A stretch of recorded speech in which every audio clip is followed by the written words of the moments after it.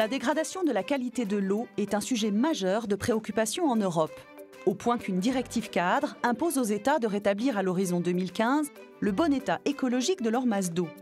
En France, presque tous les cours d'eau et les nappes souterraines sont contaminés par les produits phytosanitaires et les nitrates. Des mesures nationales existent, comme le programme d'action nitrate, le plan Écophyto. Au-delà, des actions ciblées concernent les territoires autour des captages d'eau potable. Le secteur agricole joue un rôle important dans la dégradation de la ressource, mais conscient de ses responsabilités, il peut aussi être porteur de solutions pour préserver la qualité des eaux. L'agriculture biologique est l'une des solutions pour lutter contre ces pollutions, mais d'autres systèmes tentent aussi de répondre à ce défi. C'est notamment le cas de l'agriculture de conservation. Nous sommes en Vendée, sur les bords nord-ouest du Marais Poitevin. François Mandin y est cultivateur depuis 1987. On a une exploitation avec 3 associés sur 250 hectares, avec une partie en marais Poitevin, une partie en plaine. Et la ville de Luçon, on est extrêmement proche, a un captage d'eau qui s'appelle le captage de Sainte-Germaine, qui est situé sur une partie de notre exploitation. Donc ces captages sont très sensibles, notamment aux problématiques nitrates, par le fait que c'est des nappes d'eau superficielles. Entre deux récoltes, les terres agricoles sont généralement laissées à découvert. Or, à la différence des champs voisins, ceux de François Mandin sont entièrement couverts de végétaux. C'est avec la réduction du travail du sol et la rotation des cultures, la particularité de l'agriculture de conservation qu'il pratique depuis 2006. L'agriculture de conservation s'appuie sur 3 principes de base, qui sont le semi-direct sous couvert, donc 0 travail du sol. On essaye d'imiter le fonctionnement naturel d'un écosystème, que ce soit une prairie ou une forêt. Deuxième chose, il faut que le sol soit en permanence couvert, soit par de la paille, soit par du vivant. C'est donc, je récolte, je sème, je laisse une culture pour le sol, j'en récolte une pour moi. C'est le principe de base. Troisième chose, c'est retrouver de la diversité dans les espèces, dans les variétés qu'on met sur le sol, parce que cette diversité provoque également une diversité dans le sol. Recouvert par les cultures et les couverts végétaux, non perturbés par le labour, le sol résiste mieux à l'érosion. L'absence de retournement et de couverture des sols permettent globalement d'atténuer l'impact de la pluie sur le sol et les effets du ruissellement, ainsi qu'une meilleure infiltration de l'eau. Cette double pratique permet une moindre pollution par les nitrates, même si l'effet sur la réduction des transferts de produits phytosanitaires n'est pas avéré. Enfin, pratique essentielle en agriculture de conservation, les rotations longues et diversifiées qui limiteraient à terme la prolifération des herbes indésirables liées à l'arrêt du labour et donc le recours aux herbicides. Appliquée dans toutes ses composantes, l'agriculture de conservation doit permettre de réduire progressivement les consommations d'intrants chimiques de synthèse. Elle en conserve toutefois l'usage, à la différence de l'agriculture biologique qui, elle, le proscrit totalement. Direction maintenant le Poitou-Charentes. En 30 ans, plus de 400 captages d'eau potable ont dû être fermés, en grande partie en raison de pollution d'origine agricole. Aussi, depuis une dizaine d'années, le Conseil régional de Poitou-Charentes soutient une politique active en faveur des agricultures respectueuses de l'environnement, défendue par Benoît Biteau et Serge Morin, élus de la région. L'objectif, c'était de dire qu'il faut arrêter la dégradation et il faut reconquérir la qualité de l'eau potable. Et la pression citoyenne a fait que, y compris les agriculteurs, ont compris qu'ils ne pouvaient pas continuer comme ça. Qu'ils ne pouvaient pas continuer sur un système de monoculture, par exemple de maïs, de monoculture de blé. Il fallait avoir la rotation des assolements, il fallait avoir des cultures qui soient adaptées au type de sol, au climat, etc. Et il fallait aussi rendre compte à la société que tout ça, ça finit à la mer, et que quand c'est dans la mer, c'est des producteurs d'huîtres et des moules qui ne sont plus le droit de vendre leur production et qui subissent le lien terre-mer. À partir de là, l'objectif c'est de dire on ne veut pas développer du curatif, c'est-à-dire des usines de traitement, mais faire du préventif. L'action préventive passe par le changement des pratiques agricoles qui polluent la ressource en eau.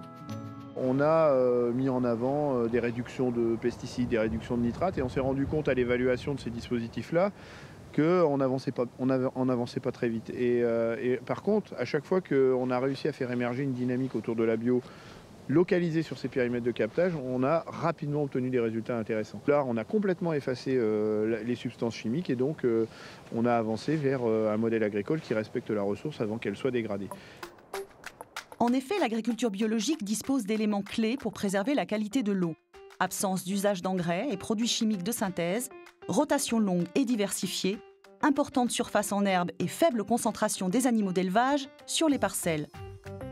Pour reconquérir et préserver la qualité de l'eau, la politique régionale va donc encourager les changements de pratiques et les conversions à la bio sur les aires des captages. Sa mise en œuvre repose sur le programme multithématique et régional Ressources qui associe tous les acteurs concernés. Aujourd'hui sont engagés dans Ressources 63 captages, 750 communes et près de 7000 exploitations. Direction l'aire d'alimentation du captage de la Courance. Olivier Caillé est l'un des 16 animateurs qui coordonnent toutes les actions prévues par le programme Ressources. Donc on se trouve sur le bassin d'alimentation des captages de la Courance. Donc les captages d'eau potable qu'on exploite ici alimentent une vingtaine de communes qui se trouvent à l'aval. Ça représente 20 000 habitants. Et sur ces captages, on met en place depuis 2007 des actions préventives pour reconquérir la qualité de l'eau potable. Elles sont de deux ordres.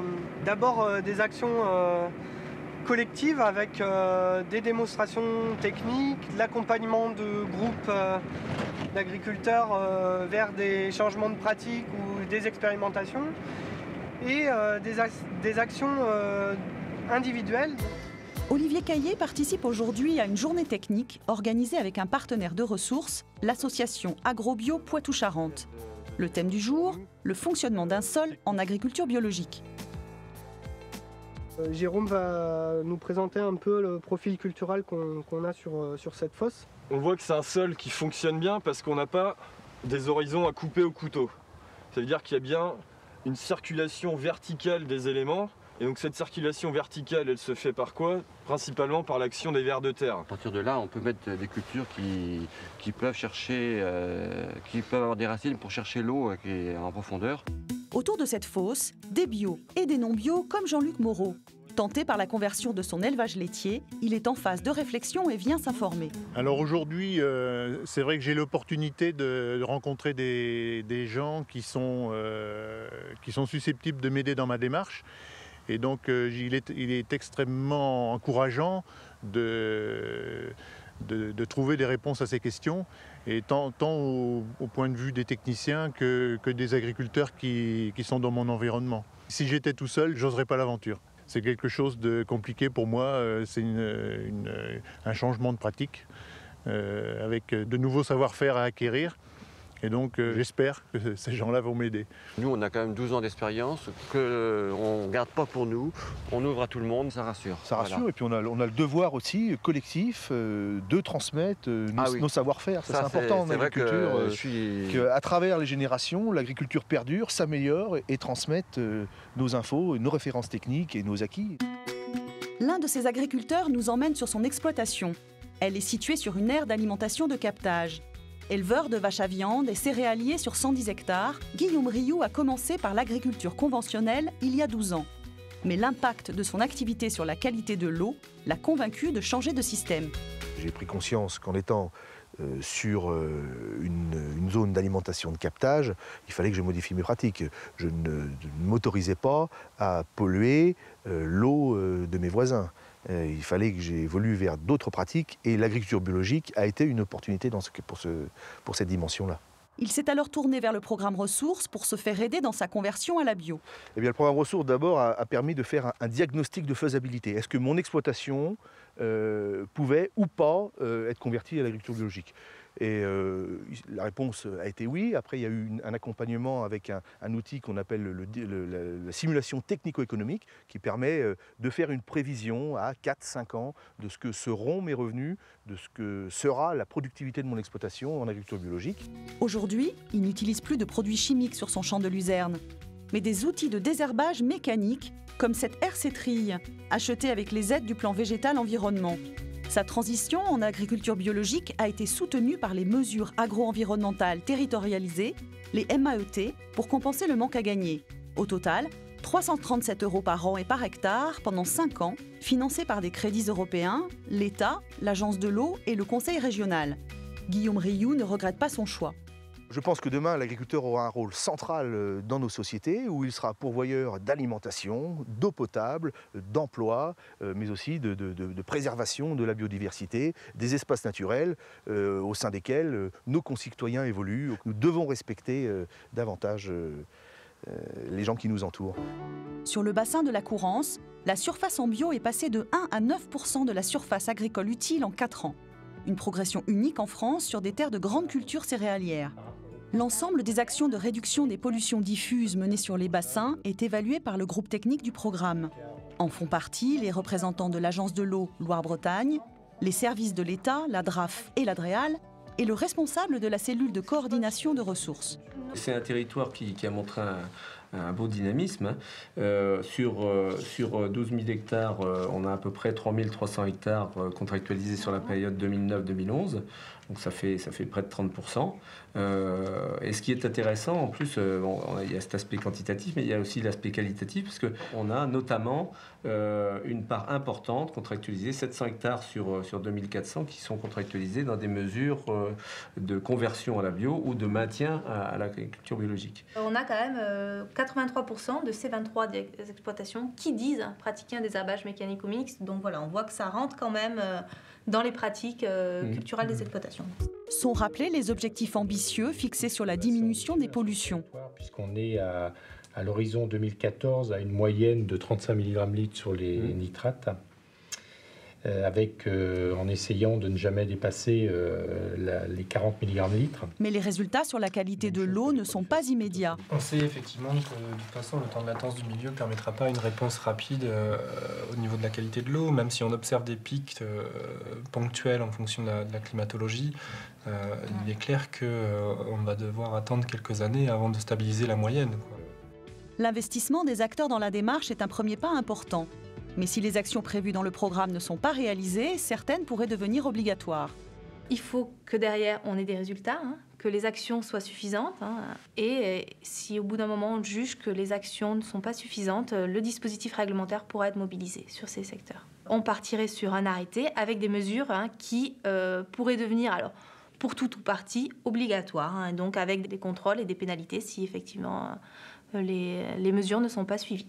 Autre levier d'action mobilisé par le programme Ressources, l'outil foncier, l'installation d'agriculteurs biologiques et les baux environnementaux.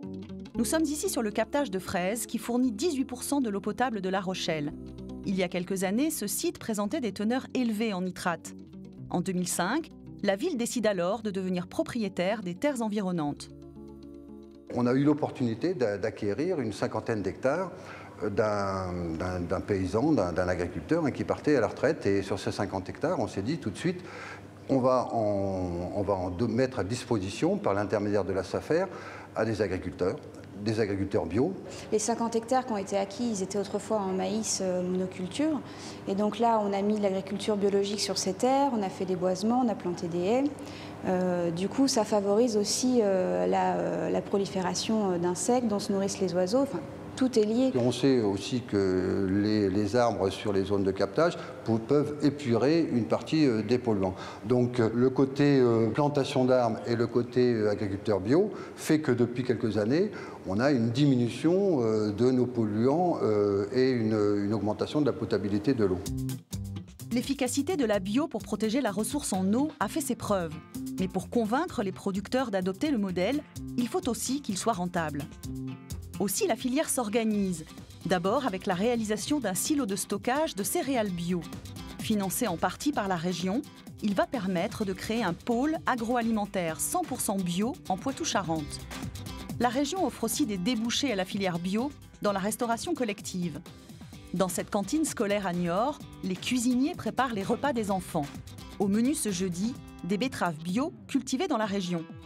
Depuis 2008, la part du bio dans la restauration collective à Niort est passée de 5 à pratiquement 20%. Ici, les objectifs du Grenelle de l'environnement ont été atteints. Ce choix, il est à prendre de la fourche à la fourchette, si je puis dire, c'est-à-dire par les deux bouts. D'un côté, si on prend l'assiette et l'assiette des enfants, c'est le bio comme on le sait, c'est plus sain. Enfin, voilà, il y a moins de résidus chimiques. Et c'est des produits frais la plupart du temps. Et du coup, quand on se met du côté de la production et des filières, eh bien, on fait travailler les agriculteurs localement. Donc on fait coup double quelque part. Mais c'est un choix onéreux car produire en bio revient parfois plus cher. La ville prend alors en charge le surcoût financier plutôt que de le répercuter sur le coût de la cantine. Ça a fait une augmentation allée de 5% des budgets. Bon, 5% sur un budget de 900 000 €, c'est vrai que ça peut paraître important, mais par rapport aux retombées sociales et économiques sur le territoire, ça nous semble totalement raisonnable. C'est aussi la garantie d'une eau de bonne qualité pour ces enfants, avec au final la possibilité de réaliser d'intéressantes économies pour la collectivité. Exemple à Niort, avec cette station de traitement d'eau potable qui chaque jour traite 30 000 m3 d'eau. Dans quelques années, elle devra être remplacée. Un coût estimé à plus de 10 millions d'euros pour le contribuable. Les élus espèrent l'éviter en misant sur une agriculture non polluante. D'un côté, on dégrade la quantité, la qualité, et derrière, il faut aller encore chercher de l'argent public chez le contribuable pour réparer les dégâts causés par ce modèle agricole-là qui est aidé derrière par presque 10 milliards d'euros d'argent public et qui coûte, c'est la Cour des comptes qui nous, 54 milliards d'euros derrière pour réparer.